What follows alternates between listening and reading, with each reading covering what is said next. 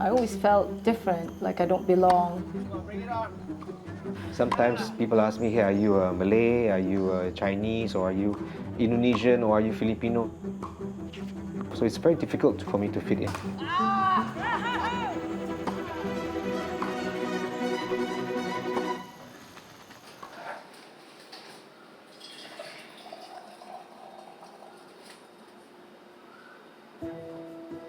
Do you remember when I had really bright brown hair in school? Yeah, everyone thought you dyed your hair, but you didn't. The principal would call you out Yep. because they thought you dyed your hair. Yeah.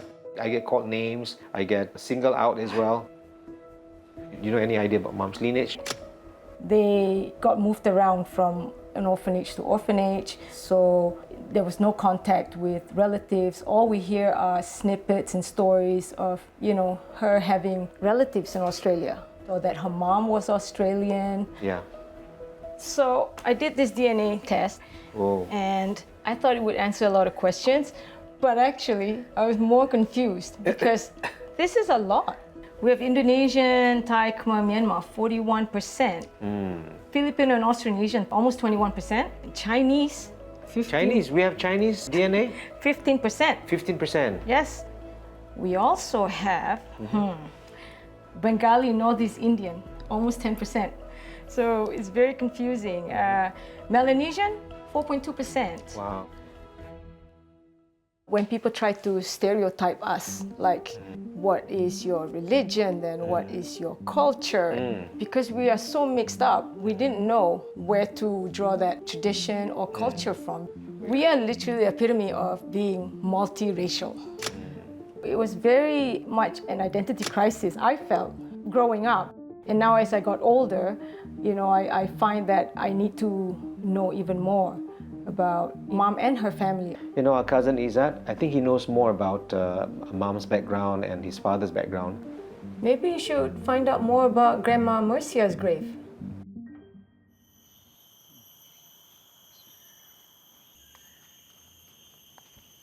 This is the first time you came to Grandma's grave, right? I passed by this place so many times and not knowing that my grandma's actually buried here. My mom didn't get a chance to see the grave either. If I knew earlier, I would have told my mom. Even my dad, he didn't even show me where is our grandmother's grave.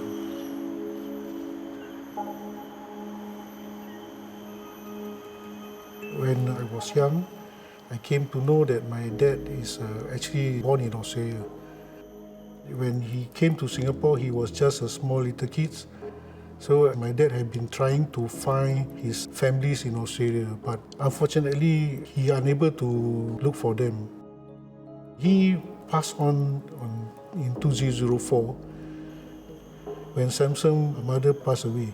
Samson told me he wanted to find our relative in Australia. My mom has spoken sometimes that we have family in Australia, and then I was wondering, where they come from and what is the family name or clan. I discovered it was Ahmad. So with that name, I searched around the internet until I chanced upon a group called the Ahmad family on Facebook. About 3 to 6 months, someone replied and said that, hey, I might be your cousin. She sent their birth certificate, their marriage certificate. I was like, wow, is it real? And then she started sending photos of my grandma and grandpa. I was shocked to see that my grandpa looks Chinese and then my grandma is so like Sri Lankan or Indian descent. In 2019 November, Samson called me early in the morning, 5 a.m. Brother, I found our Australian family. The first time I see this photo, that's why I get emotional and I cried of happiness.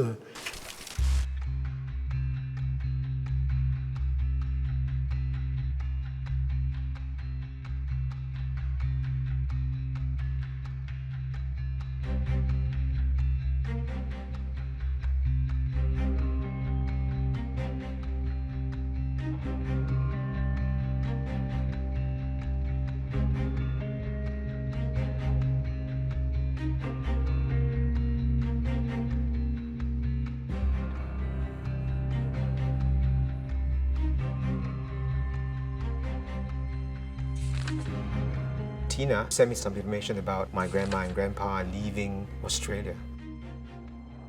So as I read the story, I was a bit confused and I was a bit upset as well. Why would they deport my grandfather?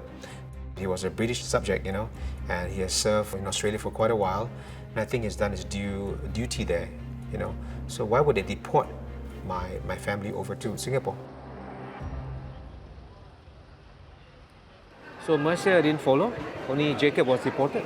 Yeah, I think our grandma asked permission from the Australian government to bring over the children and herself to Singapore to follow our grandpa. Mercia died at a very young age, the age of 27. There's so much that we don't know about her, about Jacob as well. Yeah. I wish we can find out more information. I think our grandparents would be happy if we really find their relative over in Australia.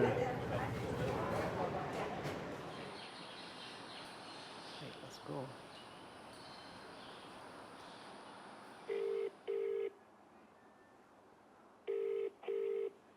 Hello.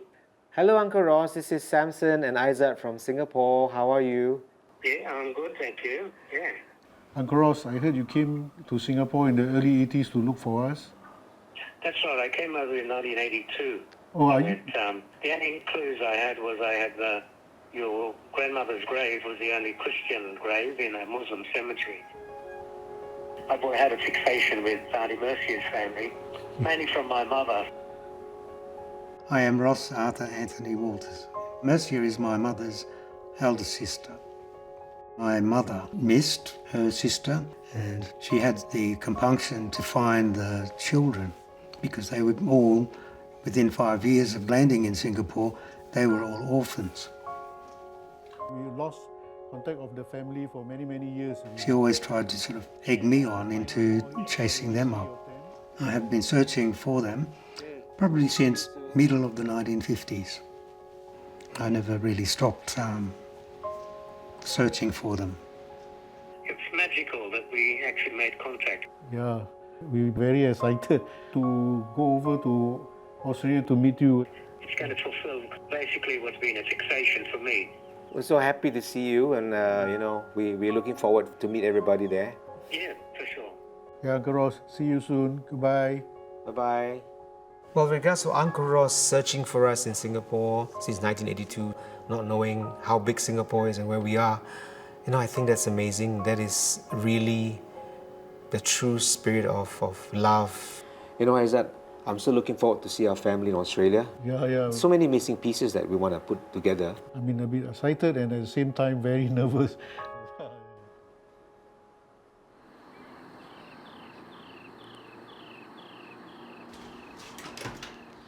Hello, Ross. Hi, Come on Kaz. in. Lovely How have to you see been I've anyway? been good, thank you. You have a lot of interesting documentation here, a lot of hard work put into this. Yep. Very sad. I'm just looking at some of the paragraphs and it blows me away. They endured a lot, didn't they? Yep. My full name is Frances Vicini. Mercy is my father's sister. So that's deportation day.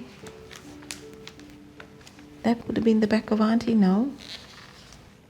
That's your mum there with you. I'm not sure if it's me or whether it's Jackie. We were told Auntie Mercia and Uncle Jacob got deported. I didn't connect it to the White Australia policy till much later in life when I read about it. And I realised I've seen documents where he was referred to as an alien and undesirable and stuff like that. Auntie Mercia must have went through hell because she had to leave a whole family with her children and move to a strange country. I often ponder about the fact that Auntie was an Australian Indigenous woman. Why couldn't something have been done? My father and mum were not in a position to help them.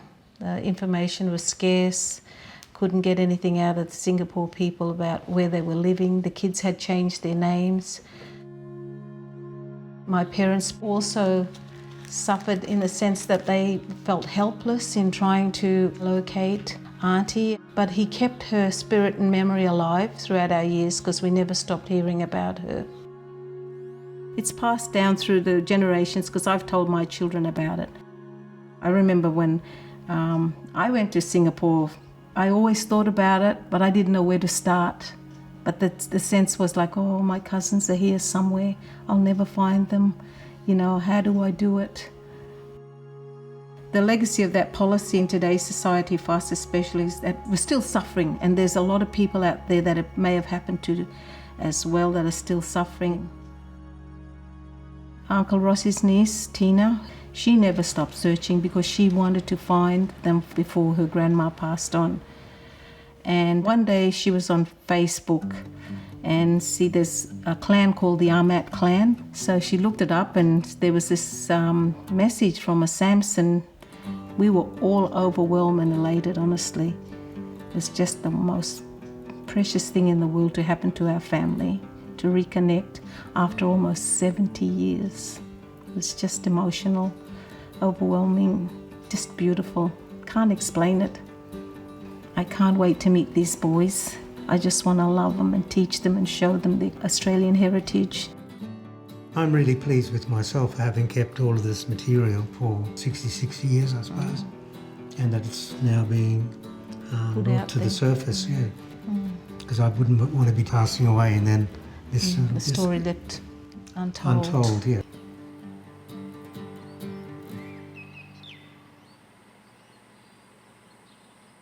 I'm a bit excited about tomorrow. How do you feel? I'm sort of fairly neutral. It's all about you meeting your family. You've been looking into family trees for a very long time now, and after all this time... At last, closure. What's going on? The producer just sent this to me, so I guess we might have a look at it, hey? Oh my God. It's very old footage, That's deportation day. When was that? 1948. Oh my God. He's kissing children. That's Auntie. That's my dad's sister. What can you say? We know what happened, but to actually See it. see actual video footage, it makes it even more real. You know, he was probably wondering when he would see her again and see the kids. The story needs to be told. Absolutely.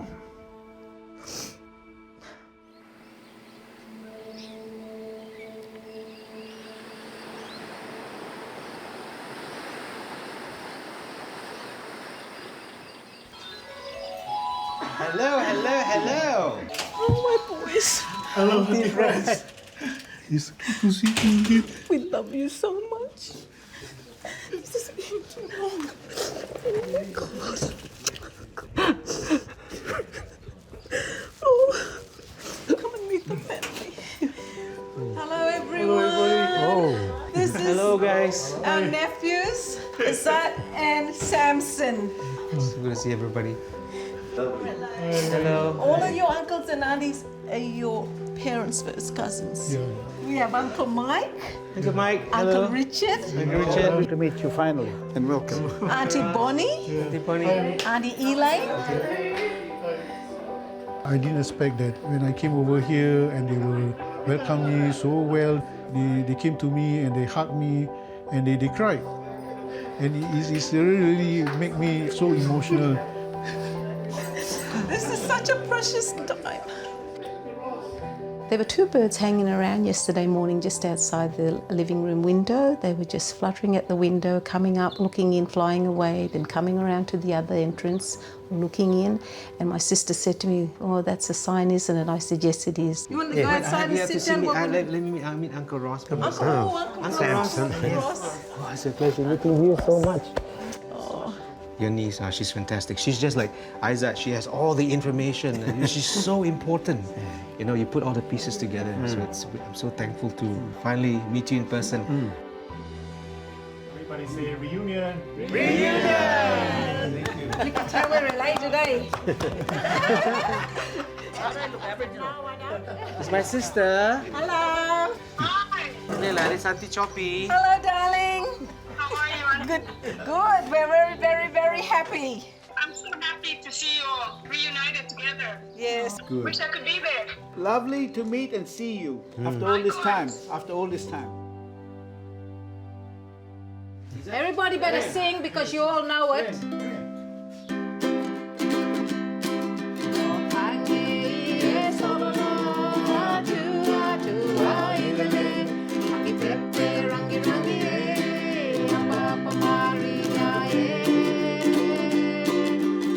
That was like a moment that I felt I completed the journey for my mother. I wish she could be here, you know, to see everybody. So at that moment I was with my mom, that little minute, and I'm like celebrating with my mom quietly.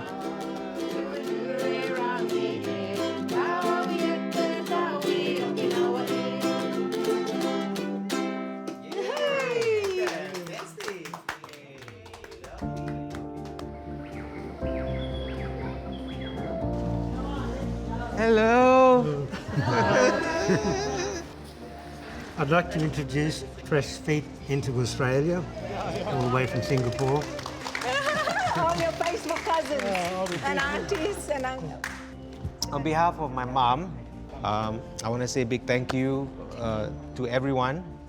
We are fulfilling our parents' dream to connect with all our family members that was lost for 70 years. It's a very long time. And I'm very glad that I get to see all my relatives here. Over there in Singapore, I think only a few of us only left. So down here, I think we have a very big family over here. I'm so glad. Over 50 years, I didn't know where I come from. But after yesterday, I'm proud to say I'm a descendant from Thursday Island. I'm an Australian Aboriginal, and I'm very proud of it.